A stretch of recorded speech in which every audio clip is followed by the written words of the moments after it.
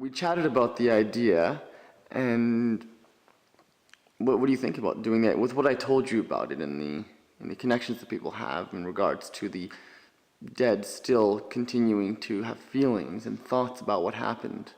Well, obviously it's an intriguing little story, and it is a churchman. We're always dealing with these rites of passage and stuff, and this is one of them. This is death, and I think in particular of all the rites of passages that we like to dwell on, like sweet 16s, birthdays, and marriages, sometimes in the church baptism and stuff. The one that our culture loves to avoid is death. And so an interesting thing though is that I know that many of the clergy, actually their preference over doing marriages or doing well, baptisms are usually loved, but over a lot of the other services, public services that we conduct for people at large, people that don't normally come to church, funerals are often the favorite. And it seems like a strange statement to make for a priest, but there's a lot of the other things that there's an accountability over what these people go on to do with their lives. There's a finality to death. And I think that's where the clergy, as much as it's not a happy time, it's one of the services that they're most comfortable with, because it's, yes, the dead are gone, and there is cleanup work to be done with those who are left behind, but all in all, they're not going to get themselves in any more trouble on your watch. They're dead now.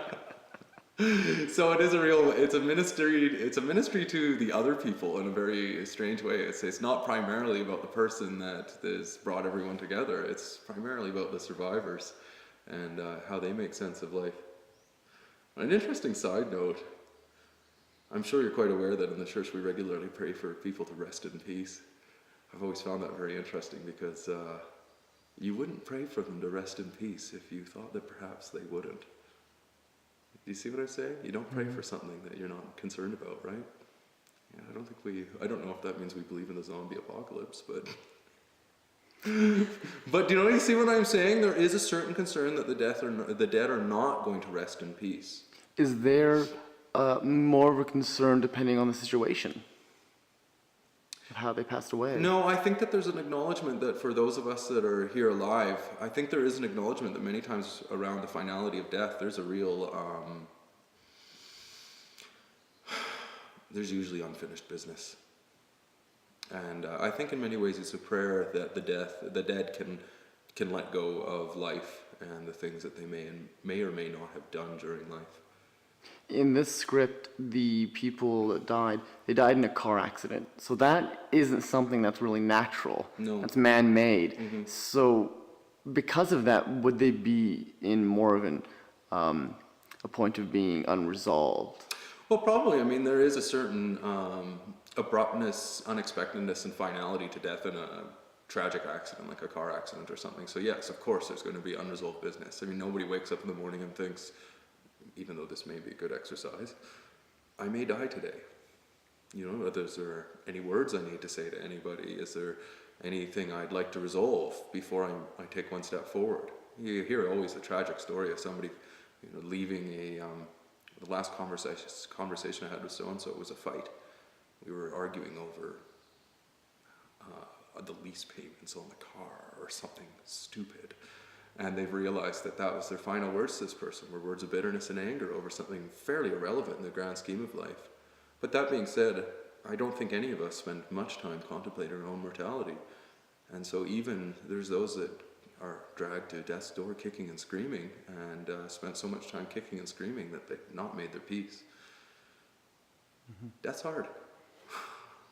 Yeah, there isn't only one answer to it. No. I think that's why, in the script, we don't really give a final answer to that.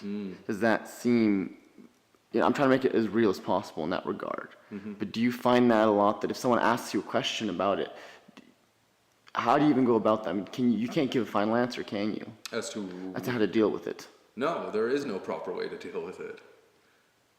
People go through a wide range of emotions and experiences when they're trying to cope and understand with what death is. But again, we're also a generation that hates to admit our own limitations. But we can't see that far. We can't comprehend it. It's in the realm of things that are beyond us.